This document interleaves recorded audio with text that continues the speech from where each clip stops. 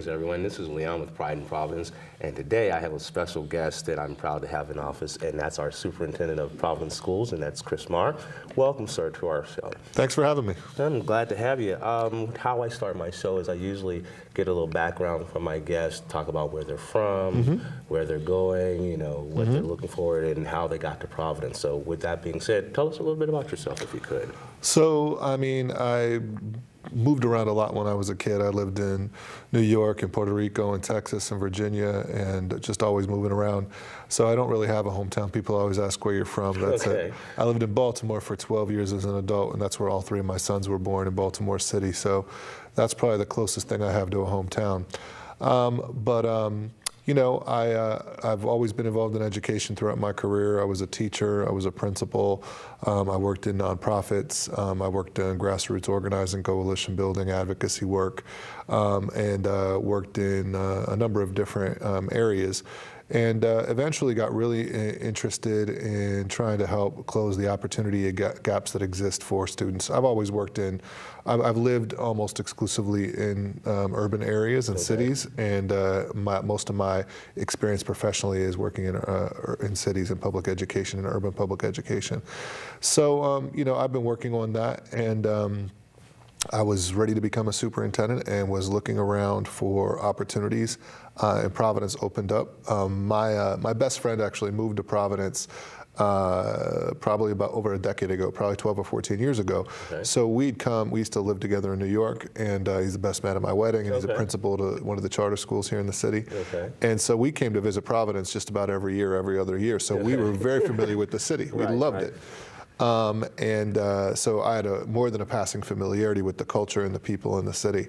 And when it opened up, we just knew it was a place that represented a lot of the things that our family values. I mean, we value diversity, we value community, and we love the multiculturalism and the multiple languages in the city. And so as a superintendent, when I took on my first superintendency, I wanted to be able to put my students, my sons in the schools. I felt it was important. I also felt like I wanted to make sure that it's a place where I want to raise my children. And not every place in America is that, just to be blunt for me. And Providence is one of those places. So we loved it here. We knew the community.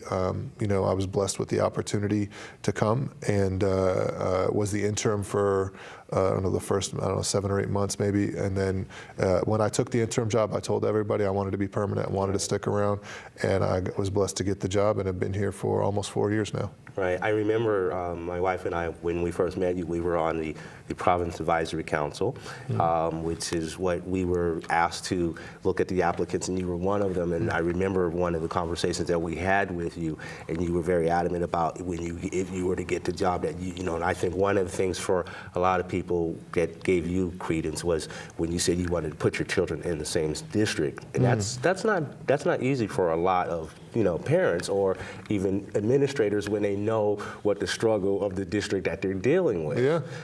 So that, I think, made a lot of sense, and gave a lot of credit for parents, to get behind you, from the beginning, and have your message resonate. Yeah, it's interesting. I didn't realize how big of a deal that was going to be. People have told me I'm the first superintendent in a generation to be engaged in the community the way I have been. I take great pride in that.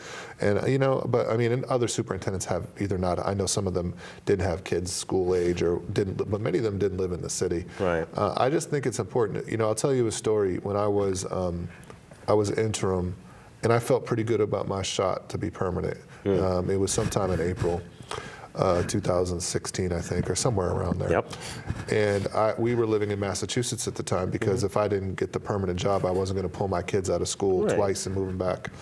I have 3 sons, and I went down to meet a friend, and we went down to get some, chicharron and rice and beans on Broad Street. Right. And we had, had lunch on a Saturday. It was a beautiful spring day. And, we just walked around. I was trying to introduce my sons to the city that they might be moving to. Right. It was just my way of, helping them understand where we were going. Right. And that was a Saturday. I came back into work on Monday morning, and I had a number of messages from people who had just seen me in the community and said, wow, like, I've never even seen a superintendent on Broad Street, let alone on a Saturday with his children just hanging out. But I was like, that's where I was raised in that kind of neighborhood for most of my life. I'm very comfortable in those in that neighborhood where some people may look at it from the outside and be like, wow, they see some of the negative attributes, some of the poverty. I grew up in that way, and so for me, I'm comfortable in those places. Well, not so much poverty, but diversity. You know, it's how you. It's both, though, right? I mean, I think people love. There's certain people that love diversity when it's carefully packaged. Okay. And I think there are others that actually value diversity. Period. Okay. And so for me, I think what people told me was, it's one thing, to watch a movie about a different culture.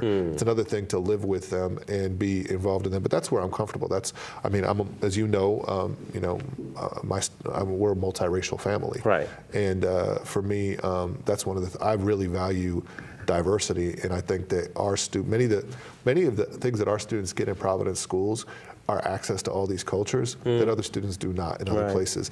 And when you raise, I've hired a lot of people in my day. I've been blessed to be in positions where I have made a lot of decisions about who to bring onto a team. And you see people that may look really good on paper in terms of their aptitude, their test scores, their experiences, but when you dig into what their real experiences are, not only professionally, but lived experiences, and they were carefully brought up in a maybe in a gated community is too strong a term, but certainly in a sanitized environment where we're very careful about what you get exposed to. Right. I feel like those people struggle as adults. And I feel like as we become a more interconnected and global economy, global society, I see those people really having challenges. Whereas people who have had I view it as an advantage of growing up in poverty and growing up around people that did not look like me, because it forced me at a very early age to make adjustments and question like my white privilege, and be aware of it at a very young age. I still have it, but for me, it's something that I was cognizant of that before I even knew those words. Okay. And I think that's what I want my kids to see. I want my kids to see different cultures. I want them to be exposed to different types of people and different ideas, different religions, different languages, because that's what the world is. Did you get that thought process and that background from your parents? Yeah, I mean, I give them a lot of credit. Okay. We moved. People are like, "Oh, you moved a lot. Your dad was in the Army." I was like, "No, we moved around wherever there was work." Okay. My middle name is African. I'm actually named after two Africans that were my parents' best friends. They lived in Africa. They lived in Europe. They lived in Mexico and Puerto Rico. So they've moved around a lot and really value other cultures. And so it's absolutely part of the way I was raised. There's one thing to tell people that you value other cultures. It's another thing to, intentionally seek out experiences, and not in a tourist-like way, right? Right. That lived experience is different, and I think it gives you credibility. Look, I mean, I learned Spanish in part because I spent 4 years in Puerto Rico, 2 years on the Mexican border in El Paso, Texas, and then later studied abroad in Mexico and the Dominican Republic. And so for me, I think that one of the other ways I'm able to connect to the community here, which is 2/3 Latino, is I don't say I speak Spanish well, but I can communicate. You can speak the language. I can communicate, and the problem I have is I have a good accent, I think. Okay. So people start like talking to me, and I'm like, okay, slow down a little bit, because my accent is better than my grammar. Okay. My wife, you met my wife. She picks up Spanish better than I do, and it's like what's embarrassing for me is my mother, God rest her soul, was a Spanish teacher. Oh wow.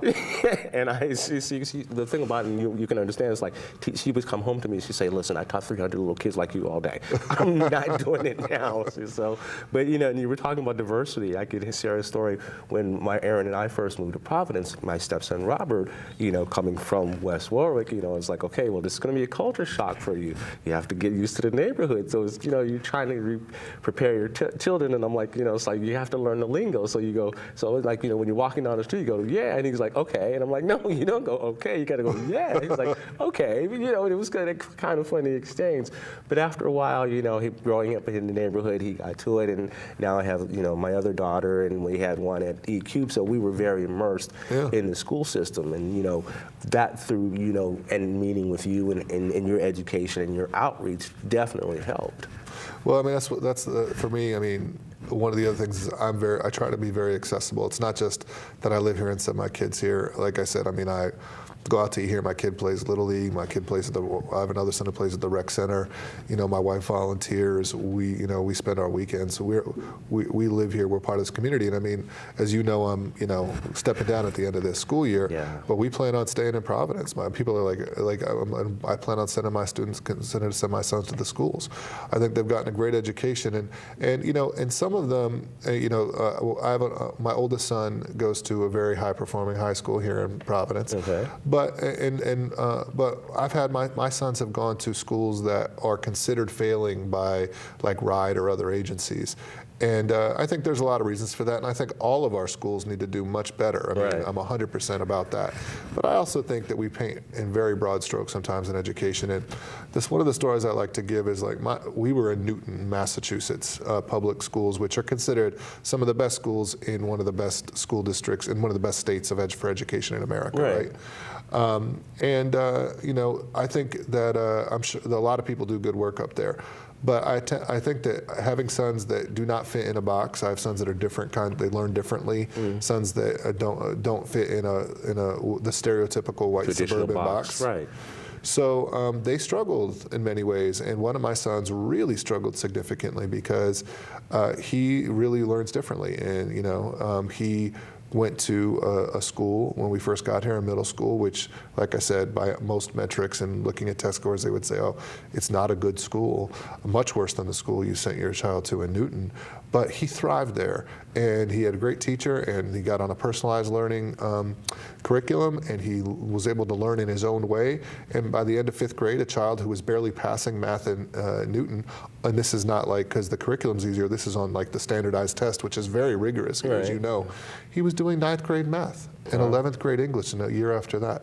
So, he's a special kid, he's wonderful, but it unearthed his talent. And I think that we have teachers in this school district, when it's done well and when it's working, that are, pound for pound can go with anybody. And they really understand how to teach different types of learners and differentiation, because frankly, you could go to the most, monolithic, classroom in America, and you'd have 26 different kinds of learners. But here we have so many students at 54 different languages, students with disabilities on a much higher level, people from different backgrounds in different parts of the country, in different countries, different parts of the globe. And so teachers have to differentiate on a much higher level, I think, in Providence than most other places. Definitely. Now, you had mentioned, unfortunately, you're transitioning out. Yep.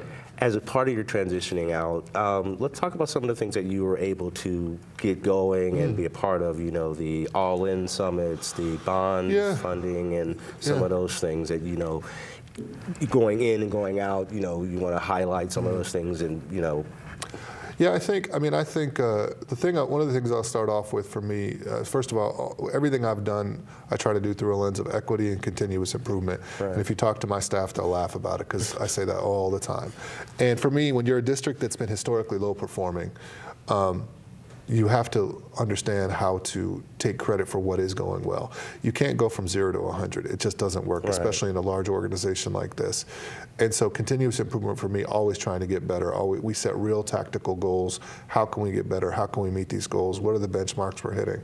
And then with equity for me, America is built on slavery. It is built on inequity. It is built on taking people's lands away from them. So if you don't think that we are still, in my opinion, if you are not actively fighting against that institutional racism, then you are a part of it, especially as an institution. You remember, only 92% of our children are children of color. So that's who I have to remember every day when I make decisions.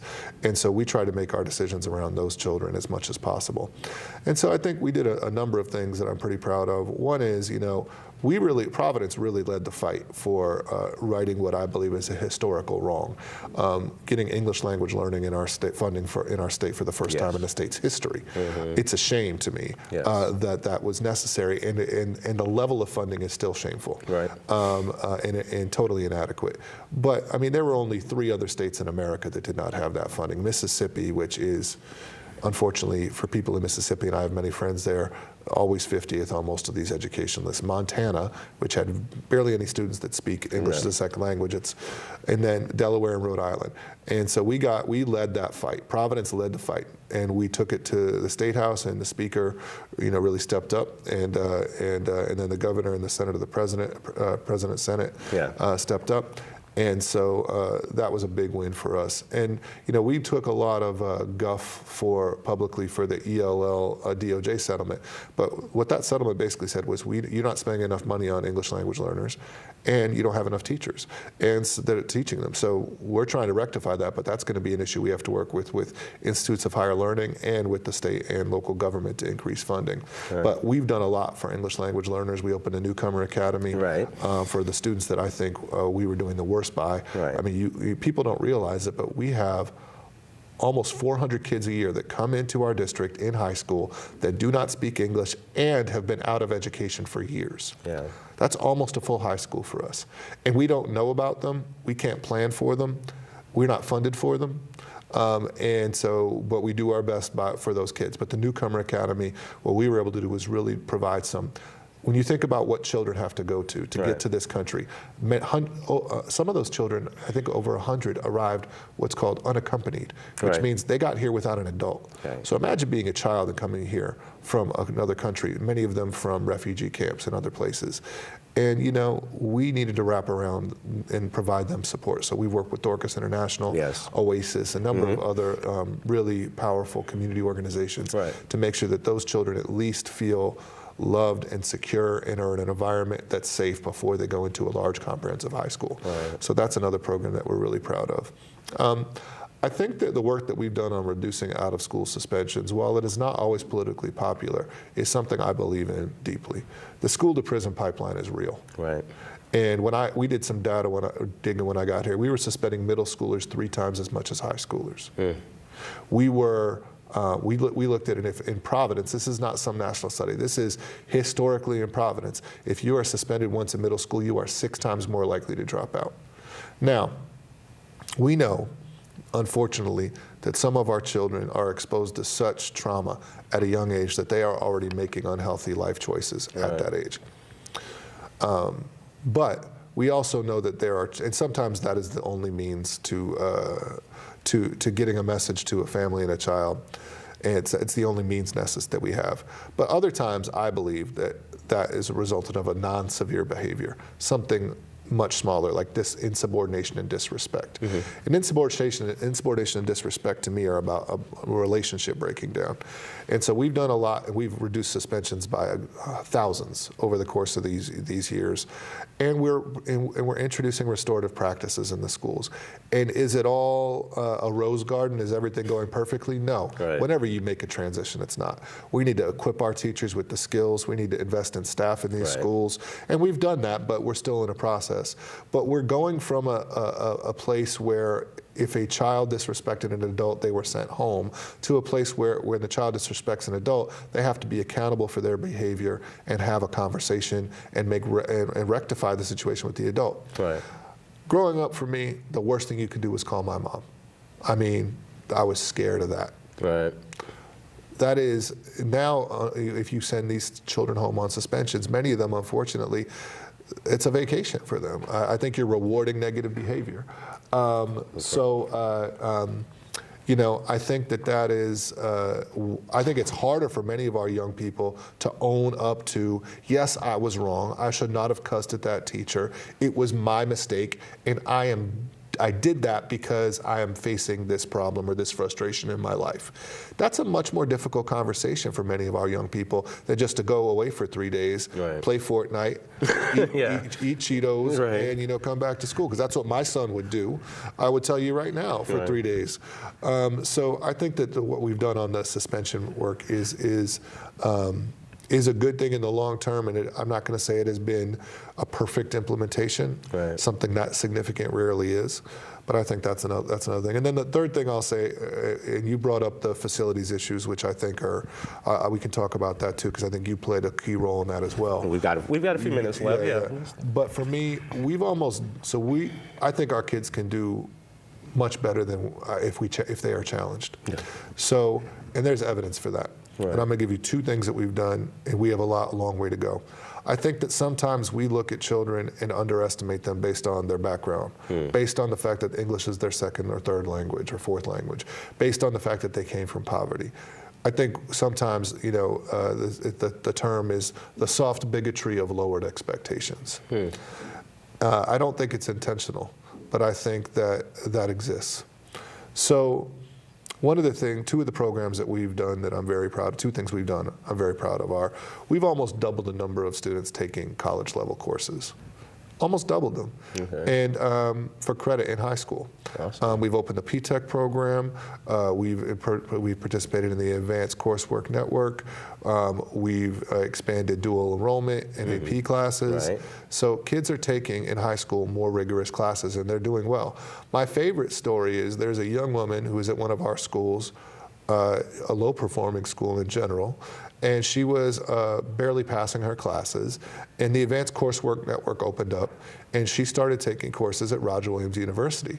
This is a 4-year university. Right. She is getting herself to and from campus and taking these classes, and she was on the dean's list as a junior. Wow. Now, this is someone who is taking classes at a 4-year university on the dean's list because she's taking, I think, multiple classes. Okay. She's barely passing her high school classes, and on a standardized test, she's not performing. But at college, she is. So to me, that just goes to show you she's probably not as engaged in her high school courses.